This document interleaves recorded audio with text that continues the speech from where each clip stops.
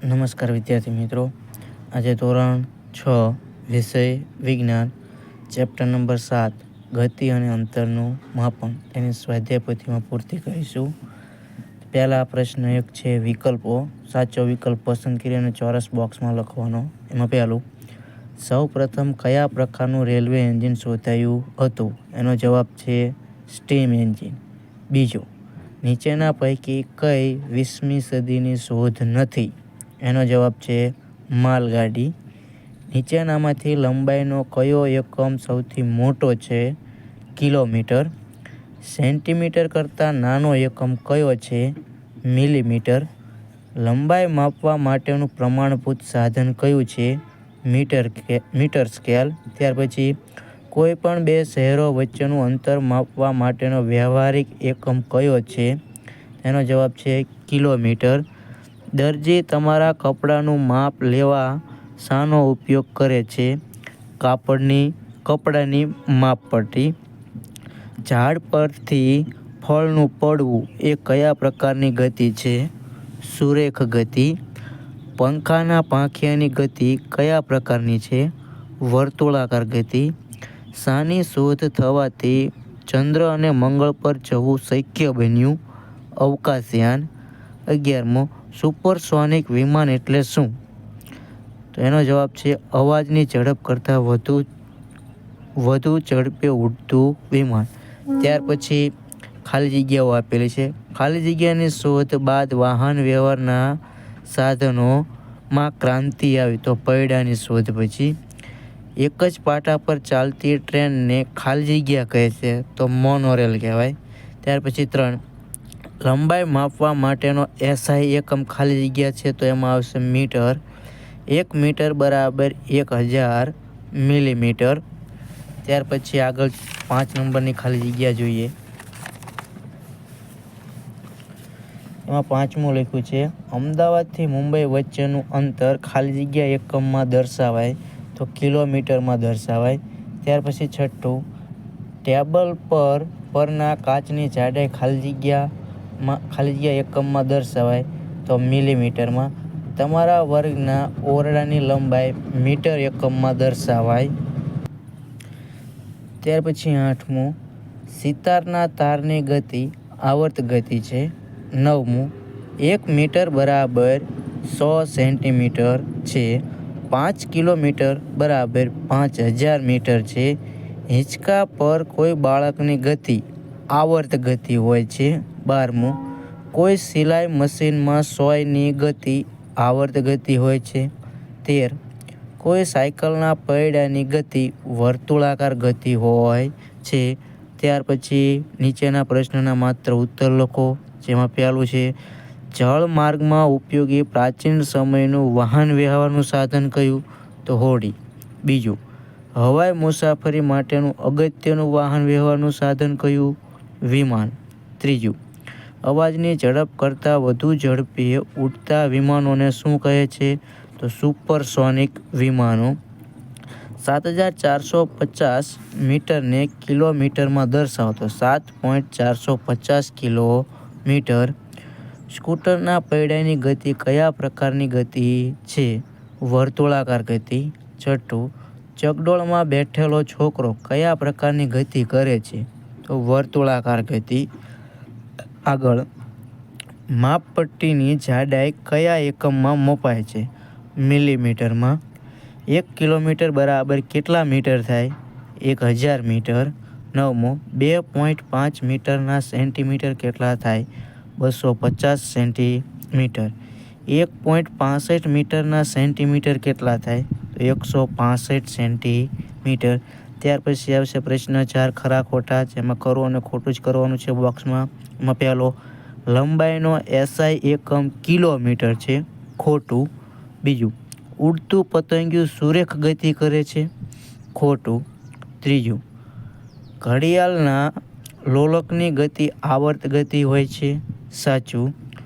પૃથ્વી સૂર્યની આસપાસ ગતિ કરે છે. ખોટું. ઉડતો પતંગ હંમેશા સુરેખ ગતિ કરે છે. ખોટું. ત્યાર પછી ચકડોળમાં બેઠેલી છોકરી વર્તુળાકાર ગતિ કરે છે. સાચું. મીટર એ સેન્ટીમીટર કરતાં નાનો એકમ છે. ખોટું. ત્યાર પછી પ્રશ્ન 5. નીચેના પ્રશ્નોના એક વાક્યમાં ઉત્તર લખો. એમાં પહેલું, સુરેખ ગતિનું એક ઉદાહરણ આપો. તેનો જવાબ છે સીધા પાટા પર ચાલતી ટ્રેન સુરેખ ગતિનું ઉદાહરણ છે. જમીન પર ગબડતો દડો કયા પ્રકારની ગતિ કરે છે? તેનો જવાબ છે જમીન પર ગબડતો દડો સુરેખ ગતિ તેમજ વર્તુળાકાર ગતિ કરે છે. ત્રીજો પ્રશ્ન, ઘડિયાળના કાંટા કયા પ્રકારની ગતિ કરે છે? જવાબ, ઘડિયાળના કાંટા વર્તુળાકાર ગતિ કરે છે. ચોથો, પહેલાંના સમયમાં લોકો લંબાઈ માપવા શાનો ઉપયોગ કરતા હતા? જવાબ, પહેલાંના સમયમાં લોકો લંબાઈ માપવા પોતાના શરીરના અંગો જેવા કે આંગળી, મુઠ્ઠી, વેંત, હાથ, પગલાંનો ઉપયોગ કરતા હતા. પાંચમો પ્રશ્ન, કાપડનો વેપારી કાપડ માપવા માટે શાનો ઉપયોગ કરે છે? જવાબ, કાપડનો વેપારી કાપડ માપવા માટે લોખંડની પટ્ટીની બનેલી મીટર પટ્ટીનો ઉપયોગ કરે છે. ત્યાર પછી પ્રશ્ન 6. નીચેના પ્રશ્નોના ટૂંકમાં ઉત્તર લખો જે 2-2 ગુણમાં પૂછાઈ શકે તેવા. એમાં પહેલો પ્રશ્ન, વેંત, હાથ અને પગલાં જેવા માપથી વસ્તુની લંબાઈ ચોકસાઈપૂર્વક માપી શકાય નહીં તે સમજાવો. તો એનો જવાબ છે જુદી જુદી વ્યક્તિઓના વેંત, હાથ અને પગલાંના માપ જુદા જુદા હોય છે. કેટલીક વ્યક્તિના હાથ અને પગ ટૂંકા તો કેટલીક વ્યક્તિના હાથ અને પગ લાંબા હોય છે.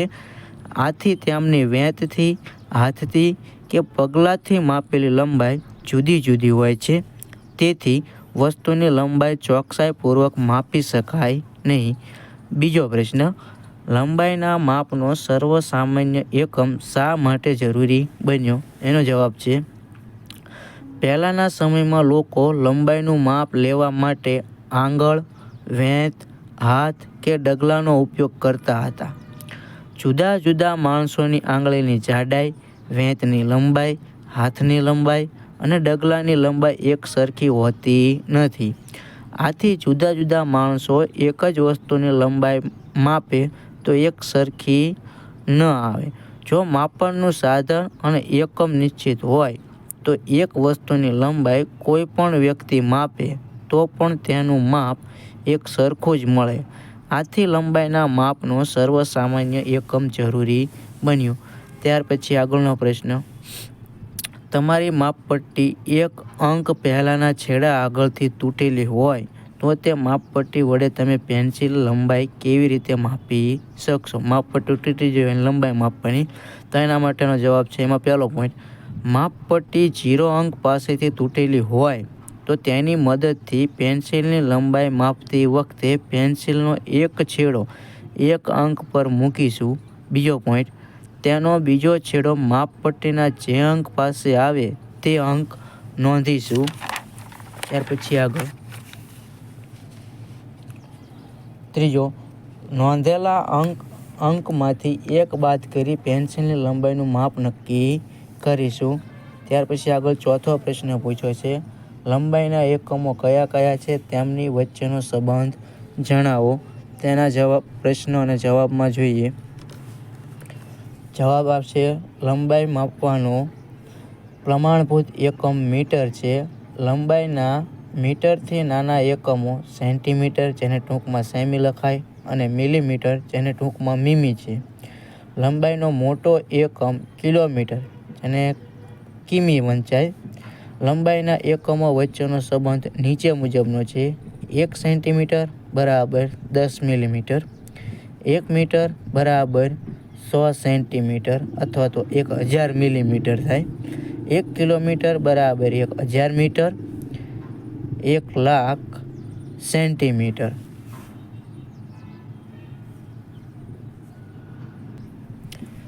પાંચમો પ્રશ્ન, જમીન પર, પાણી પર તથા હવામાં ઉપયોગ કરવામાં આવતા પરિવહનના સાધનોના પ્રત્યેકના 2 ઉદાહરણ આપો. એમાં પહેલું, જમીન પર ઉપયોગ કરવામાં આવતા પરિવહનના સાધનોમાં બસ, સ્કૂટર, ટ્રેન. પાણી પર ઉપયોગ કરવામાં આવતા પરિવહનના સાધનોમાં હોડી, વહાણ, આગબોટ. હવા પર ઉપયોગ કરવામાં આવતા પરિવહનના સાધનોમાં વિમાન, હેલિકોપ્ટર, અંતરિક્ષયાન, જેને કૌંસમાં લખેલું છે અવકાશયાન. ત્યાર પછી છઠ્ઠો પ્રશ્ન, રાધાના ઘર તથા તેણીની શાળા વચ્ચેનું અંતર 3250 મીટર છે, તો આ અંતરને કિલોમીટરમાં દર્શાવો. મીટરમાંથી કિલોમીટરમાં ફેરવવાનું છે, તો એના માટેનો એકમ છે આપણી પાસે 1000 મીટર બરાબર 1 કિલોમીટર થાય, તો 3250 મીટરે કેટલા કિલોમીટર થાય? ચોકડી ગુણાકારમાં મૂકીએ તો 3250 ગુણ્યા 1/1000.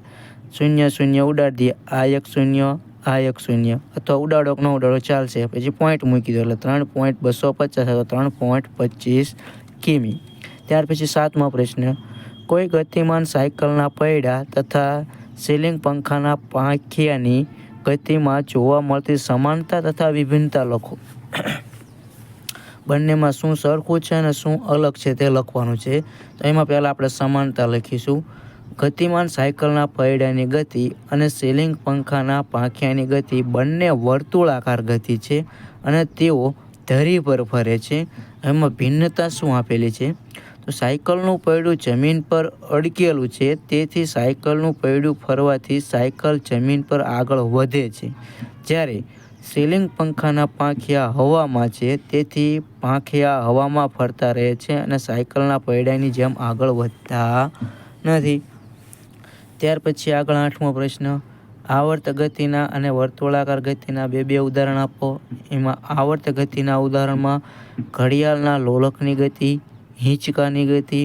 વર્તુળાકાર ગતિના ઉદાહરણમાં ચકડોળમાં બેઠેલા બાળકની ગતિ, ઘડિયાળના કાંટાની ગતિ, સાયકલના પૈડાની ગતિ.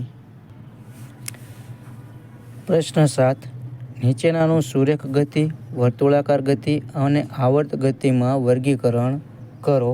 પ્રશ્ન 4 આપેલો છે. એમાં સુરેખ ગતિના ઉદાહરણમાં જોઈએ તો ધનુષ્યમાંથી છૂટેલા તીરની ગતિ, નળમાંથી ટપકતા પાણીના ટીપાની ગતિ.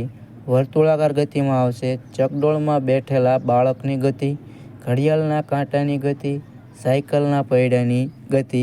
આવર્ત ગતિમાં આવશે લોલકની ગતિ, ચીંચવામાં બેઠેલા બાળકોની ગતિ, પવનથી ડોલતી ઘંટડીની ગતિ. ત્યાર પછી પ્રશ્ન 8 છે જોડકા જોડો. વરાળ યંત્ર, તો વરાળ યંત્ર શીમાં આવશે? આગગાડીમાં, એટલે પહેલામાં સી.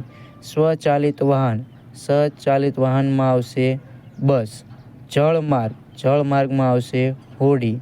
દોરડા પર ચાલતો નળ, સુરેખ, તો ક્રમ છે સી, એ, બી અને ડી. ત્યાર પછી પ્રશ્ન 9 છે, નીચેના પ્રશ્નોના મુદ્દાસર ઉત્તર લખો. છે મોટા પ્રશ્ન તરીકે પૂછાઈ શકે. પહેલો પ્રશ્ન છે, કોઈ પણ વસ્તુની લંબાઈનું માપન કરતી વખતે કઈ કઈ બાબતો ધ્યાનમાં રાખશો?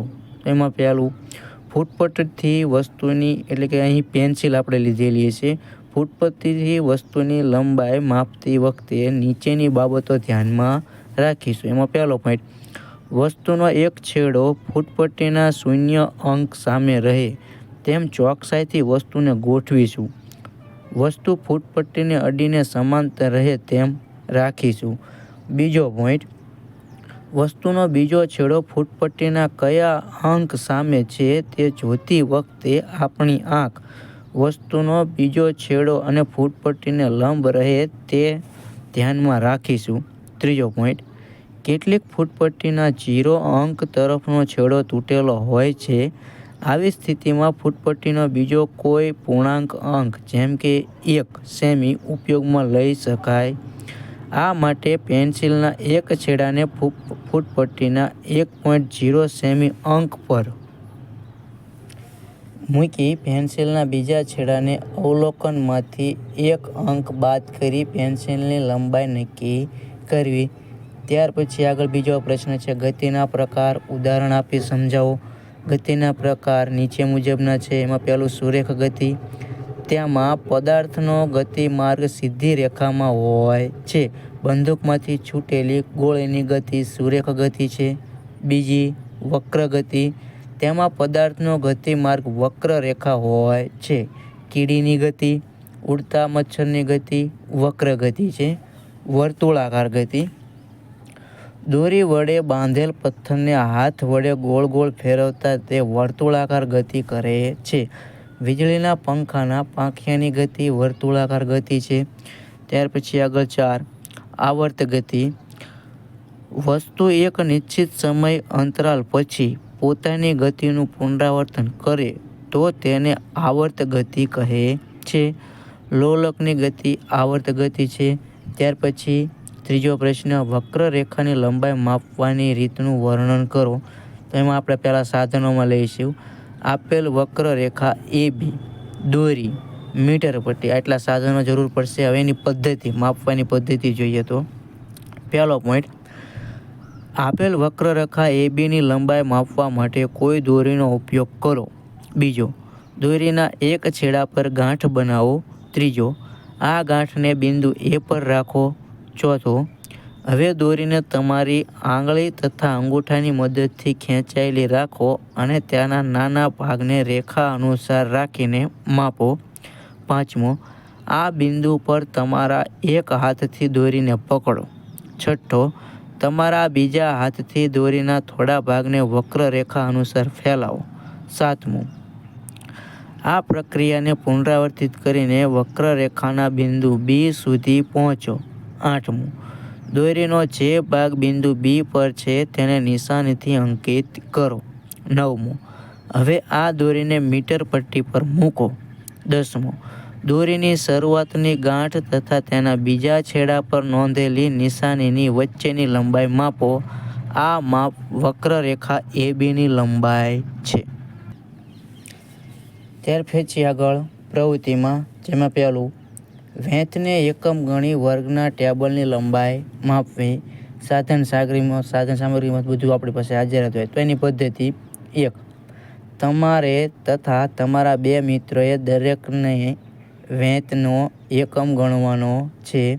બીજો પોઈન્ટ, તમારાથી પ્રત્યેક તમારી વેંતનો ઉપયોગ તમારા વર્ગના ટેબલની લંબાઈ માપવા માટે કરો. ત્રીજું, માપન માટે અહીંયા પણ દરેકની એક વેંત જેટલી લાંબી દોરી તથા આ દોરીના લંબાઈના ટુકડાઓના ભાગની આવશ્યકતા પડશે. આપણે તારણો કોષ્ટકમાં લખીએ તો પહેલો, વિદ્યાર્થી રમણ, એની લંબાઈ, વેંતની સંખ્યા કરી તો 1.1/2 એટલે 6.5. મહેશ 7 વેંત, સુરેશ 6 વેંત, જગદીશ 1.1/4 વેંત. નિર્ણય, વેંતને એકમ ગણી દરેકે માપેલી ટેબલની લંબાઈ જુદી જુદી મળે છે. બીજો પ્રશ્ન, સ્થિર વસ્તુઓ અને ગતિશીલ વસ્તુઓ વિશેની સમજ મેળવી. પદ્ધતિમાં પહેલો પોઈન્ટ, તમારી જોયેલી વસ્તુઓ તથા આસપાસ જોવા મળતા સજીવો, વસ્તુઓ કે પદાર્થોની યાદી બનાવો. આ વસ્તુઓમાંથી કઈ સ્થિર છે અને કઈ ગતિશીલ છે વિચારો. યાદી બનાવ્યા પછી તેને સ્થિર વસ્તુઓ અને ગતિશીલ વસ્તુઓમાં વર્ગીકરણ કરવાનું તો કરી દઈએ. પહેલાં સ્થિર વસ્તુઓ જોઈ લઈએ. ઘર, ટેબલ, ઘડિયાળ, સ્કૂલ બેગ, દડો, પાટલી, ચોપડી. ગતિશીલ વસ્તુમાં એક ઉડતી ચકલી, ઘડિયાળમાં સેકન્ડ કાંટો, ઉડતો મચ્છર, ઉડતા પતંગિયા, પાણીમાં તરતી માછલી, ચાલતી રેલગાડી, દોડતો ઘોડો. ત્યાર પછી નિર્ણય, એક સ્થાનથી બીજા સ્થાને જતી વસ્તુઓ ગતિશીલ વસ્તુઓ છે, જ્યારે એક જ સ્થાને રહેતી વસ્તુઓ સ્થિર વસ્તુઓ છે. પ્રશ્ન 3 છે જે તમારે તમારી નોટબુકમાં લખવાનો છે. તો અહીંયા આપણે આ ચેપ્ટર પૂર્ણ કરીએ છીએ. જો તમને અમારો વિડીયો ગમ્યો હોય તો વિડીયોને લાઇક કરો, શેર કરો, સબસ્ક્રાઈબ કરો. તમારા વિદ્યાર્થી મિત્રો સુધી ચેનલને પહોંચાડો, તેને પણ સબસ્ક્રાઈબ કરવા માટે કહેજો. અસ્તુ.